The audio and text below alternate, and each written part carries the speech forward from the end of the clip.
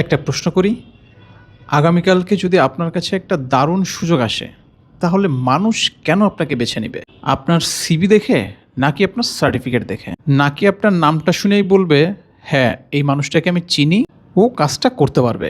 ভাবুন তো, আপনার ক্ষেত্রে কোনটা হবে? ধরেন একটা প্রতিষ্ঠানে চাকরির জন্য ২ জন মানুষ আবেদন করলো। দুজনের যোগ্যতা প্রায় একই। একজনের সিভি একটু সুন্দর, আরেকজন এভারেজ ক্লাসের সিভি সাবমিট করলো।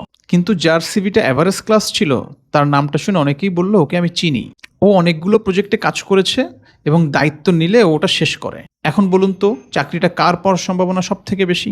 সিভি যে ভালো দিয়েছে তার, নাকি মানুষ যাকে বিশ্বাস করে তার? এখানেই আসে একটা গুরুত্বপূর্ণ বিষয়, পার্সোনাল ব্র্যান্ডিং।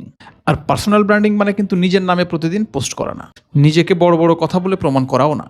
পার্সোনাল ব্র্যান্ডিং তৈরি হয় তখন, যখন মানুষ আপনার নাম শুনে একটা অনুভূতি পায়। কেউ বলে এই মানুষটা দায়িত্বশীল, কেউ বলে সমস্যা হলে মানুষটাকে পাওয়া যায়, কেউ বলে ও নেতৃত্ব দিতে পারে, আর কেউ বলে ওর উপর ভরসা করা যায়।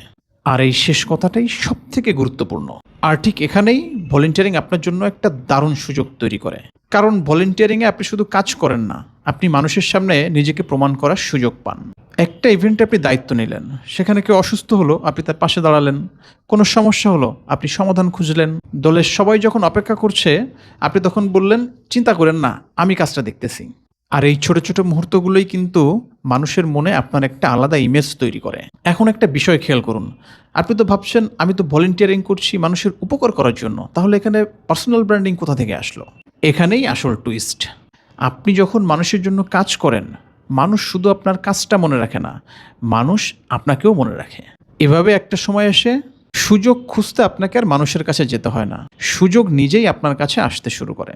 হতে পারে চাকরি, হতে পারে ব্যবসায়ের নতুন ক্লায়েন্ট, বা নতুন কোনো প্রজেক্টের দায়িত্ব, অথবা নেতৃত্ব দেওয়ার একটা সুযোগ হতে পারে। তখন মানুষ আপনার প্রথমে কাজের তালিকা দেখে না, অনেক সময় প্রথম প্রশ্ন হয়, এই মানুষটাকে কি আমি বিশ্বাস করতে পারি? আর যদি উত্তর হয় হ্যাঁ, ওকে আমি চিনি, তাহলেই আপনার সবচেয়ে বড় ব্র্যান্ডিং তৈরি হয়ে গেছে।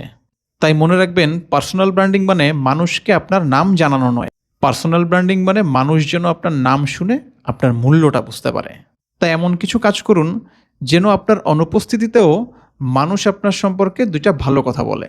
আপনার সবচেয়ে বড় ব্র্যান্ড আপনার লোগো নয়, আপনার সবচেয়ে বড় ব্র্যান্ড হলো মানুষের মনে আপনার নামের সঙ্গে তৈরি হওয়া বিশ্বাস।